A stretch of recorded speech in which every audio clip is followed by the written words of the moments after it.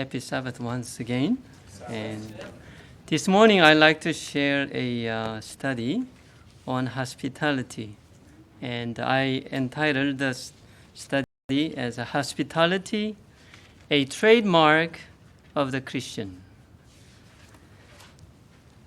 I'd like to relate a illustration that happened in the Civil War about Richard Roland Kirkland.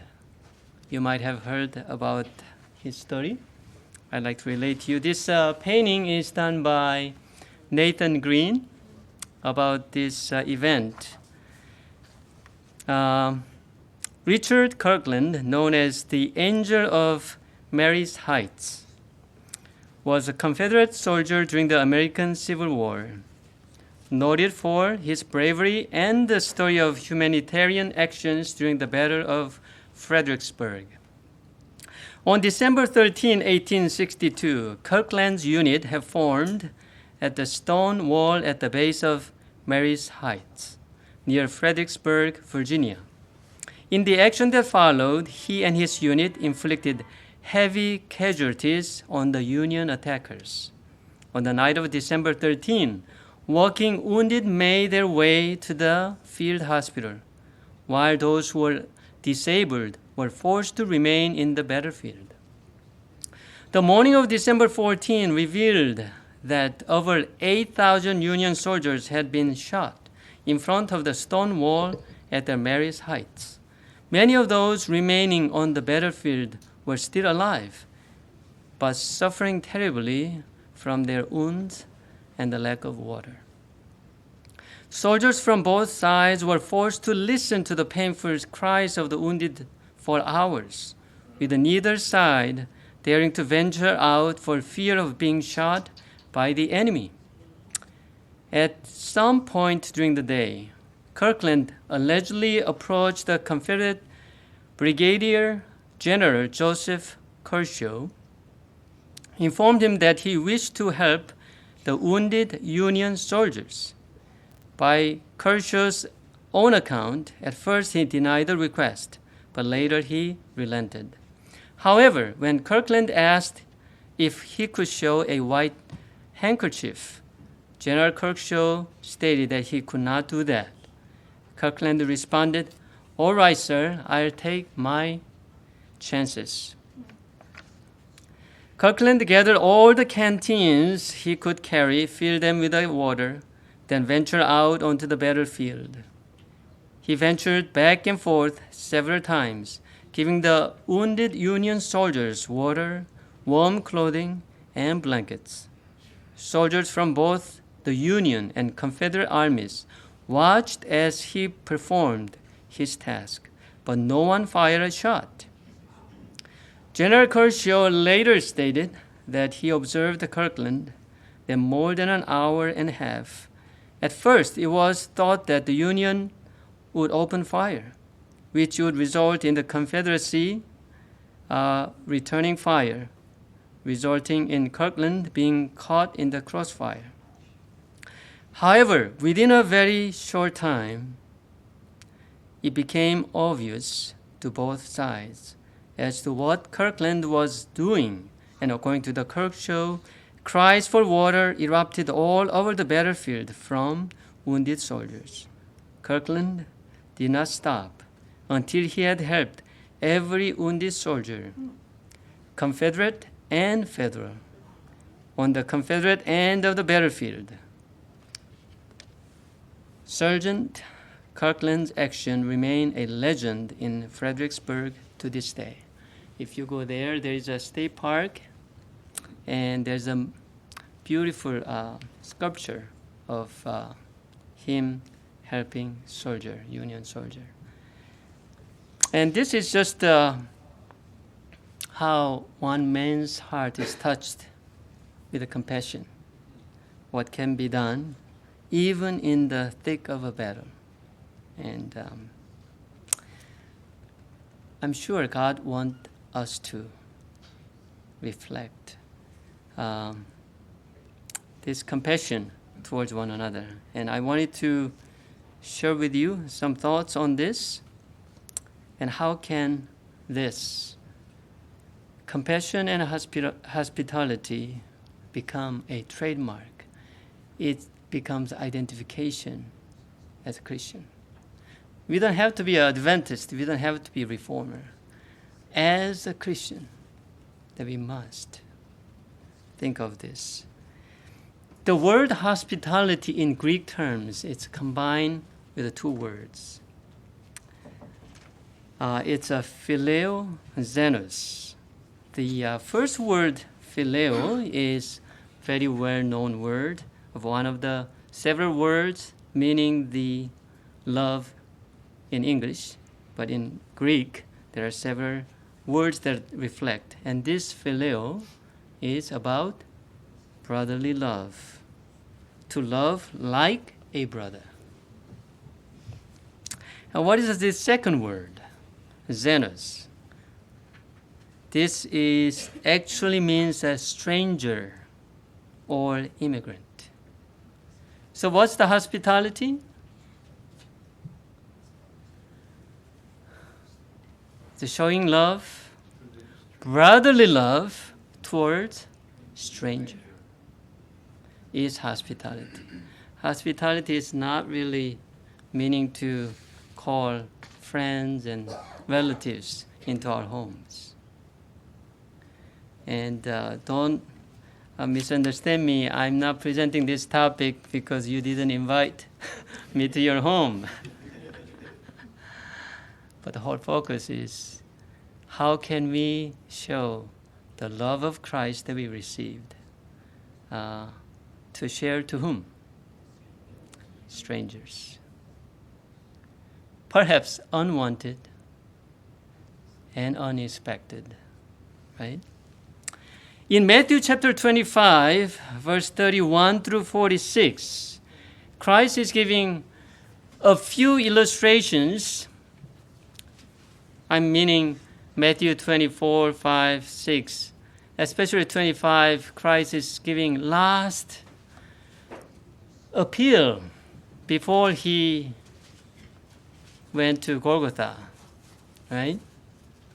And I think a tremendous lesson is in there. And verse 31 begins, when the Son of Man shall come in his glory, and all the holy angels with him. And verse 32, and before him shall be gathered all nations. What happened? There was a two group. There was one on the right side. What? Sheep, represented as sheep. And on the left side, as a goat. And he's telling to those on the right side. Verse 35. For I was hungered, and ye gave me meat. I was thirsty, and ye gave me drink. I was a stranger, and ye took me in.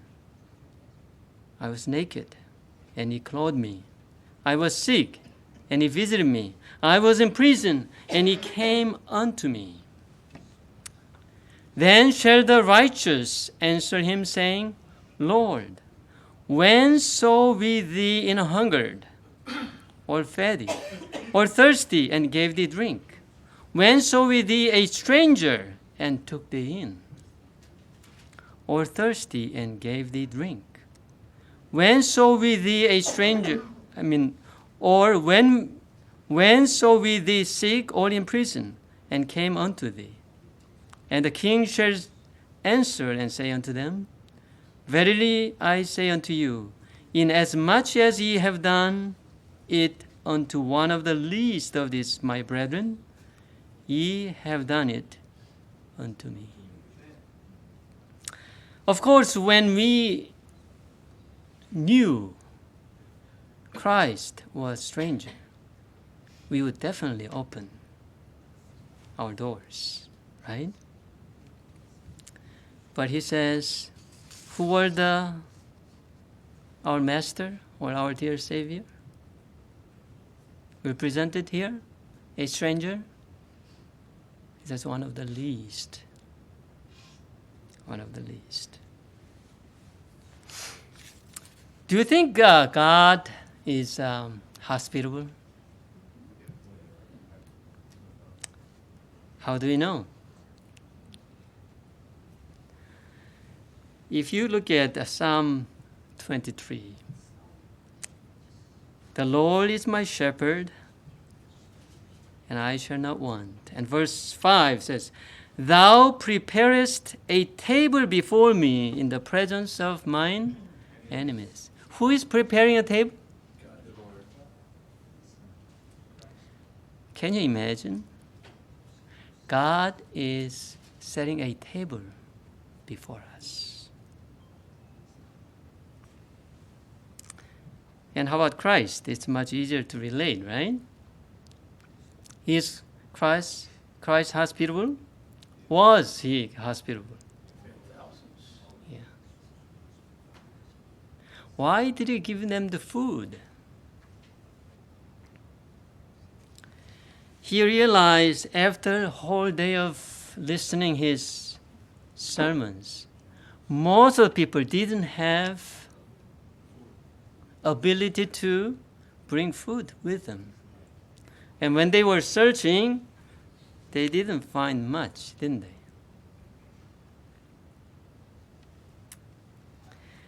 And Jesus didn't want them to go back home unrefreshed, right? What was the menu for his table?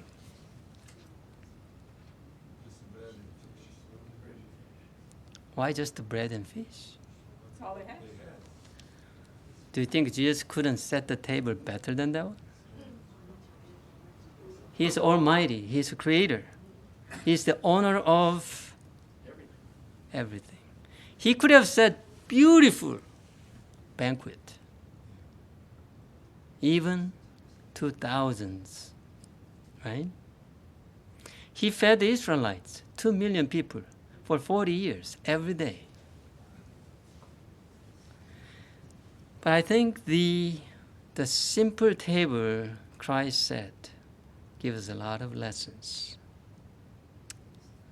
It was simple daily Galilean fishers' food was sufficing their need.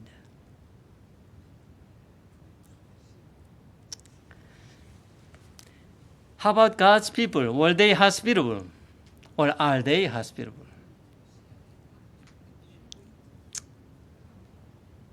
Who can you remember? Abraham, we cannot forget, right? Lot, and who else? Abigail, yes. A little bit forced situation, yes. Who else? Dorcas, yes. Who else? Yes, widow at Zarephath, right? And who else? The widow that helped Elisha and built the house. Shunem, lady at Shunem, right? Let's think about Abraham briefly. Genesis chapter 18, it mentions about that account. Genesis chapter 18, verse 1 through 8. And the Lord appeared unto him in the plains of Mamre, and he sat in the tent door in the heat of the day. And he lifted up his eyes and looked, and lo, 3 men stood by him. And when he saw them, he ran to meet them from the tent door and bowed himself toward the ground. It's just a few verses, it's so much. What did you realize? When was it? Was nice, fresh, cool evening? Was it? Was heat of the day. What was he doing? Seems like he was waiting for someone to bless. And he didn't just look out just to happen to be seeing people. He was lift up his eyes and looked. He was searching. And what happened? He saw strangers. What did he do? He think one time, twice, and he went in to talk to Sarah whether we can invite someone. What else? What did he do? He ran. He ran. He didn't even walk. He ran. And then, to these strangers, what did he do? We may not need to bow. What does it tell us?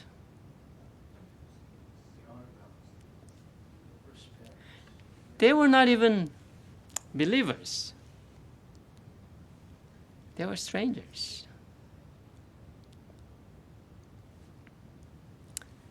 And said, My Lord, if now I have found favor in thy sight.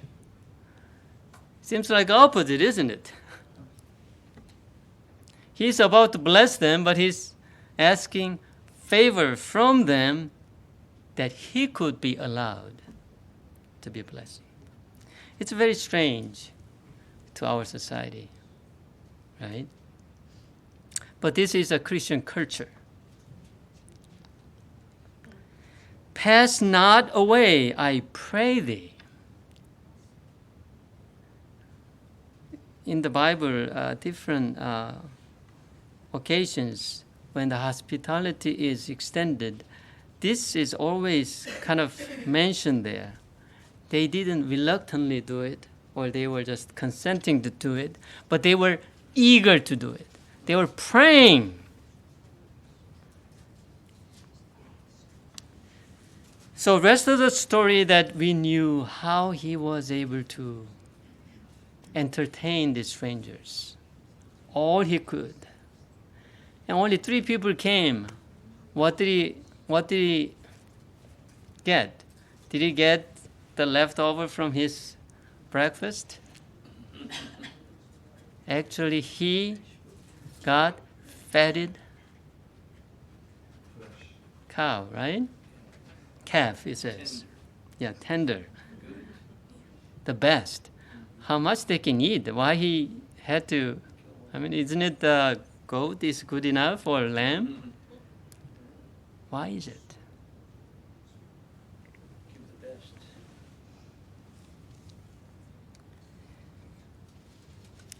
And we also know the how Lot, his nephew, learned from his uncle, even though he was a little bit selfisher, and still he was able to extend the hospitality, right? What do you think? Can we be at least like a Lot, and not, if not Abraham, right? Even we live in Sodom, we should be able to at least follow the example of Lot, I hope.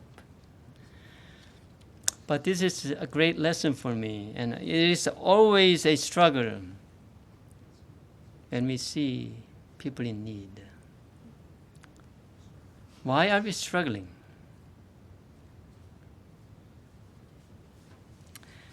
And in the New Testament, there are 2 disciples who lived in Emmaus. What did they do? It's exactly the same thing, right? Christ was about to, he wanted to just continue. What did they say? They would. They insisted. It's getting late.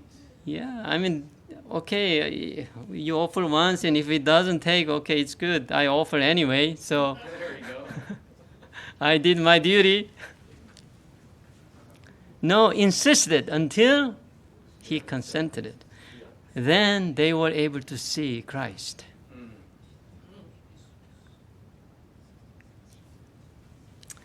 And how about the lady at Shunem? Shunammite lady, right? 2 Kings 4, verse 8 to 10. I'm going to just read briefly. And it fell on a day that Elisha passed to Shunem, where was a great woman. Why was it a great woman? Was she rich? That's right. The God calls her as a great woman, right? And it explains the next phrase. And she constrained him to eat bread. Who? Shunammite lady So Elisha and his servant, what did she do? Constrained. What do you mean constrained? Insisted. She insisted, yeah. Seems like more than, right? She wouldn't let them pass until they eat and refreshed. Do you think she was doing that because of she realized that Elisha was prophet? Let's read a little bit.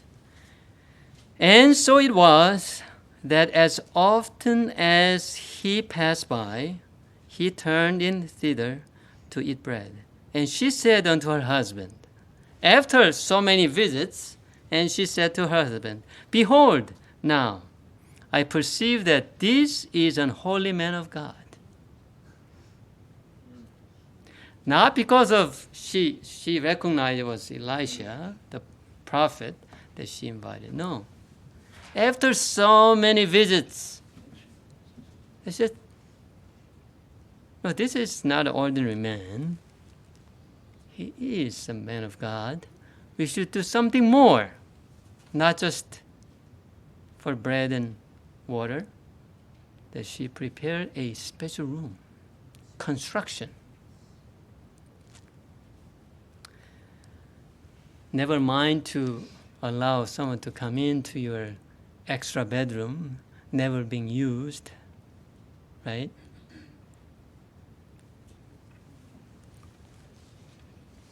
And I wanted to relate to you today a few characteristics of Christians that we must have in order that we can be hospitable. What makes us hospitable? And I just wanted to mention the actually this concept. I was reading one book, and the author came with this idea about taking hospitality, this long word, and takes every letter as an acronym, and then extracted the virtue that Christians should have in order to have hospitable people. But I think it's too much, so I'm going to take a few to share with you. The first H is humble. Humility. 1 Peter 5:5. Yea, all of you be subject one to another, and be clothed with humility. For God resisteth the proud, and giveth grace to the humble. Who gets grace?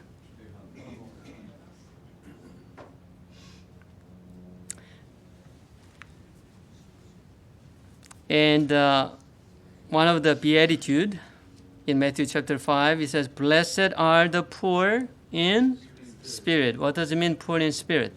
That means it's humble, right? Being poor in spirit is to be the opposite of self-sufficient. Self-sufficient. Micah 6:8. Oh man, what is good? He's asking. And what doth the Lord require of thee? What do you think? What do you think the Lord is requiring from us? To do justly, to love mercy, to walk humbly with thy God. If God is hospitable, if you are walking with Him, we could be hospitable, aren't we? Was Abraham humble? If he was not humble, I don't think he would be able to persuade stranger to come in. You know, one day, not often, these days I don't see them much, but the last couple of years, many people were walking because they somehow lost job or what. So one day I picked up one man, and less than a minute he said, "I have a knife with me. Don't do anything to me. I'll defend." So he was afraid that I might harm him, even though he accepted the hospitality. So that's the as a stranger, when someone approaches you, also you cannot really trust as much as you don't want to trust stranger, right? And here, when Abraham showed true humility, they could trust him, right? Do you think so? Yeah. Second one is obedient. 1 Samuel 5:22, behold, to obey is better than sacrifice. What does it mean? To do what God is expecting us is more important than come on Sabbath and warm the pew and do all our Christian duty, right? May perhaps give offerings and so forth. If you love me, what do you say? Keep my commandments. What are we obeying? What are the commandments that he gave us? Thou shalt not kill, and thou shalt not commit adultery, and remember the Sabbath, and so forth. Are we not all doing? Don't you think? But Christ wants us to understand better what that 10 Commandments really mean. It's not about not killing someone, but to do what? To love them, right? To love them. We are living in a world that makes us to think what? To have things your own way is the right thing, or at least is a smart thing to do, right?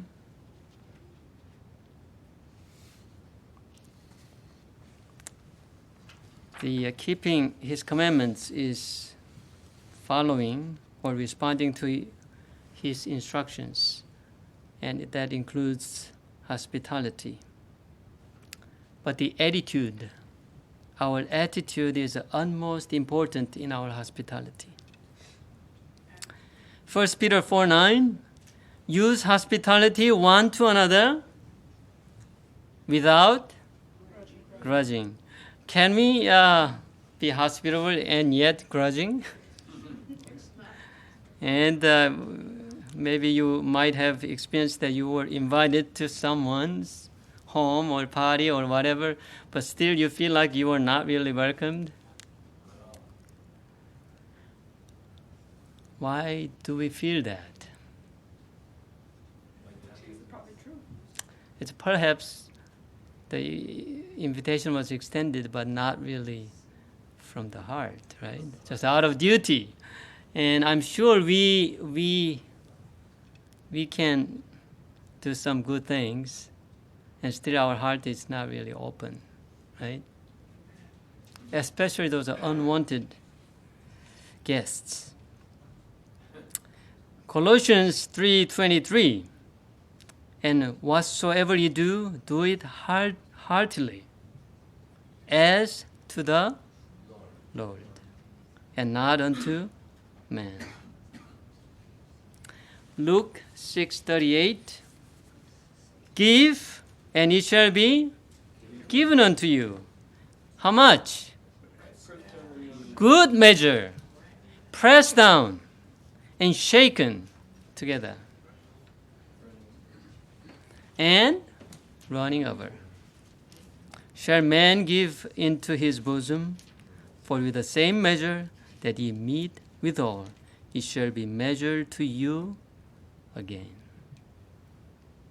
You know, our measurement is maybe this big. How big would be the Lord's measurement when He returns? The same measurement exactly makes sure that you don't get extras. God said He'll open what? Windows of heaven. How big would that be?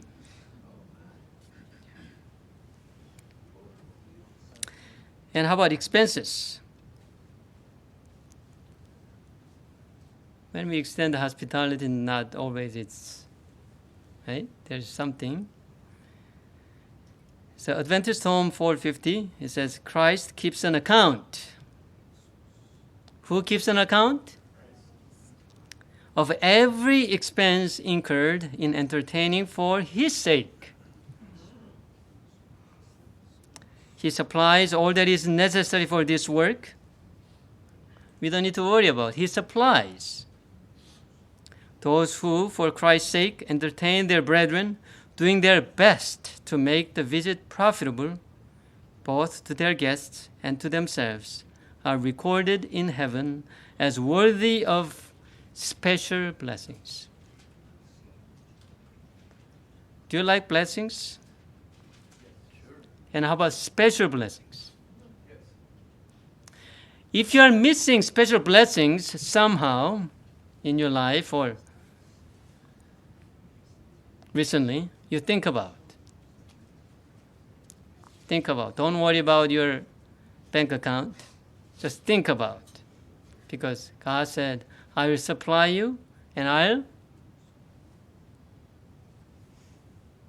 bless you with the special blessings.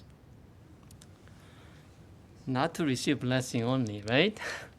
Because we already received from Him. The next virtue is sincere. Do you think sincerity is important? 2 Corinthians 1:12, for our rejoicing is this, the testimony of our conscience, that is simplicity and godly sincerity. What do we need to really concern about? Not so much as how it appears or my reputation. Now, since I presented the study, I have to do something, right? I cannot be not hospitable.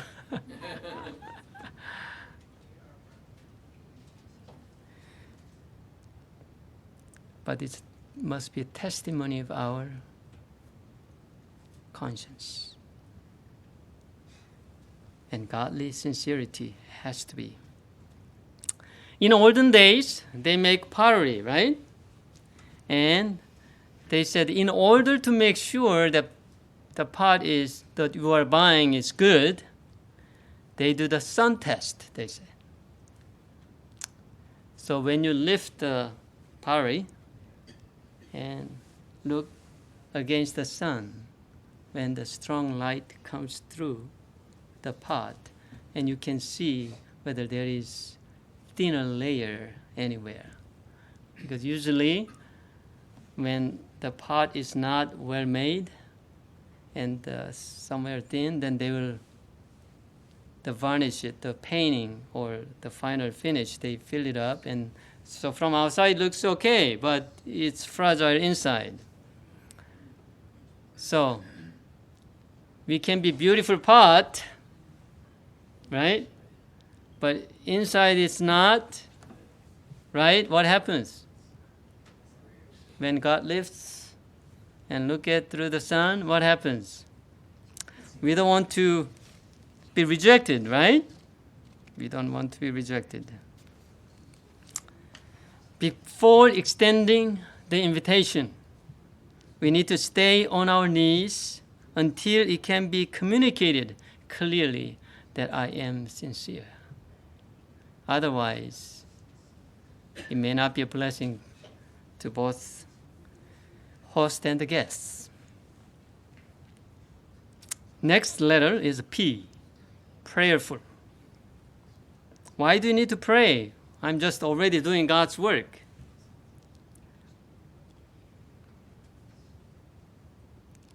While we are extending hospitality, still our selfishness, our pride ruins.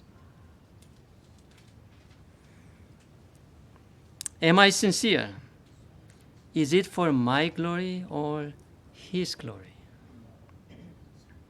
Do I have a desire to wear the garment of humility, or do I really worry about what do I wear when the guest comes?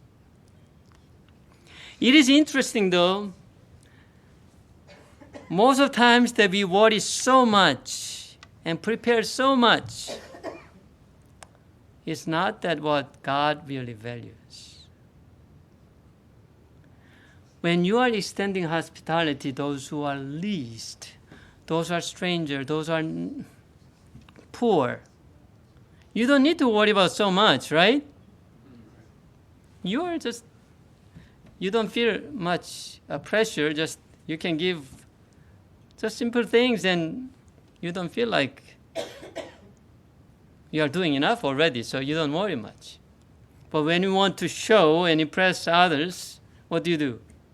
You stress so much, you do everything, and still what? That's not the hospitality that what we are talking about here. We don't need to do that. When we know and see someone in need.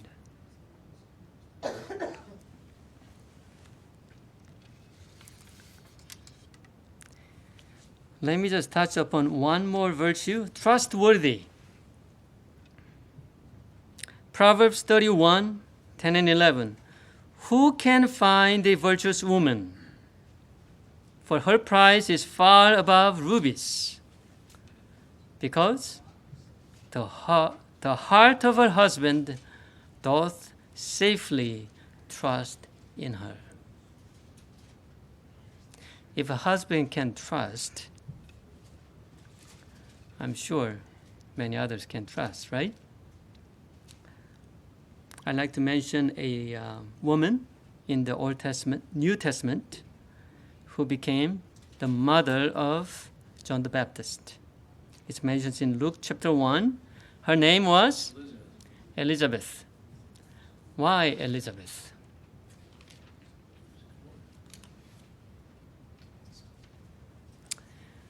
When Mary was visiting her, right? Do you think she sent a telegram or email or something at least that she's coming to visit her? How long? 3 months. Without telling in advance? Did you just show up? Why? Why Mary did that? Mary had a confidence in Elizabeth that she would welcome her extended, unannounced visit, right? Without worrying about disappointment. I'm sure you have relatives and uncle and aunt that I'm sure you can just drop by without worrying, right? Being surprised. Sometimes even your parents' house, you may not want to do that, right? But some do. But Elizabeth, one of the women that Mary was more than confident. Mary trusted Elizabeth, who was a godly woman, about her situation. What was her situation?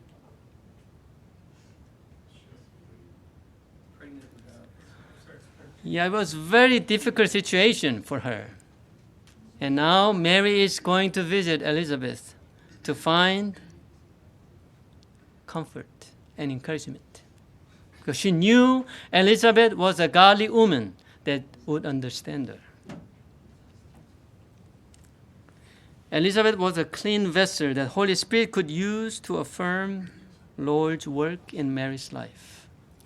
Do you think when someone comes in our door, that they could come in to the house of Elizabeth. They can drop by anytime. They can come with whatever situation they are in and still be understood, be encouraged, and empowered.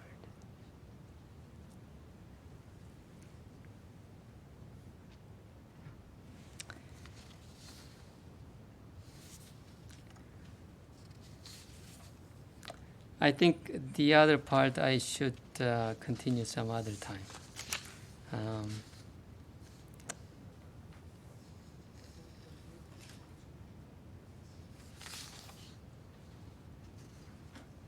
Let me relate a story that I think was published in the Junior Searcher. It's entitled Unawares. They said the master is coming to honor the town today, and none can tell at what house or home the master will choose to stay. Then I thought, while my heart beat wildly, what if he should come to mine? How would I strive to entertain and honor the guest divine? And straight I turned to toiling. To make my home more neat, I swept and polished and garnished, and decked it with a blossom sweet. I was troubled for fear the master might come ere my task was done. And I hastened and worked the faster and watched the hurrying sun. But right in the midst of my duties, a woman came to my door. She had come to tell her sorrows and my comfort and aid to implore. And I said, I cannot listen, nor I help you any today. I have greater things to attend to. The pleader turned away. But soon there came another, a cripple, thin, pale, and gray, and said, Oh, let me stop and rest while in your house, I pray. I have traveled since morning, and I am hungry and faint and weak. My heart is full of misery, and comfort and help I seek. And I cried, I am grieved and sorry, but I cannot help you today. I look for a great and noble guest. And the cripple went away. And the day wore onward swiftly, and my task was nearly done, and a prayer was ever in my heart that the master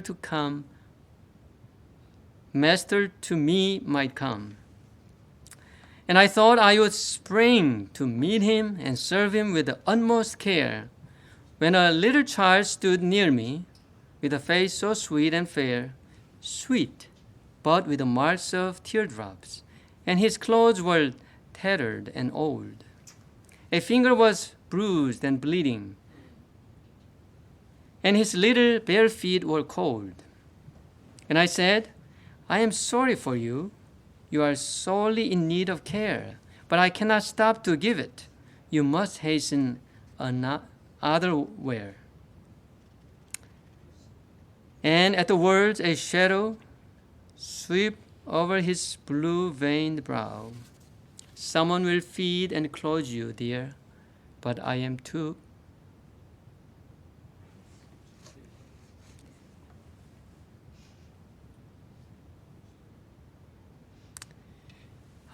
busy now. At last the day was ended, and my toil was over and done. My house was swept and garnished, and I watched in the dark alone. Watched, but no footfall sounded. No one paused at my gate. No one entered my cottage door. I could only pray and wait. I waited till night had deepened, and the master had not come. He has entered some other door, I said, and gladdened some other home. My labor has been for nothing, and I bowed my head and wept. My heart was sore and longing. Yet, in spite of it all, I slept. Then the master stood before me, and his face was grave and fair. 3 times today I came to your door, and I craved your pity and care. 3 times you sent me onward, unhelped, uncomforted, and the blessing you might have had was lost, and your chance to serve has fled. O Lord, dear Lord, forgive me. How could I know it was thee? My very soul was shamed and bowed in the depth of humility. And he said, thy sin is pardoned, but the blessing is lost to thee. For comforting not the least of mine, thou hast failed to comfort me. So may God bless us, that we may recognize our Master in the form of the least of our brethren.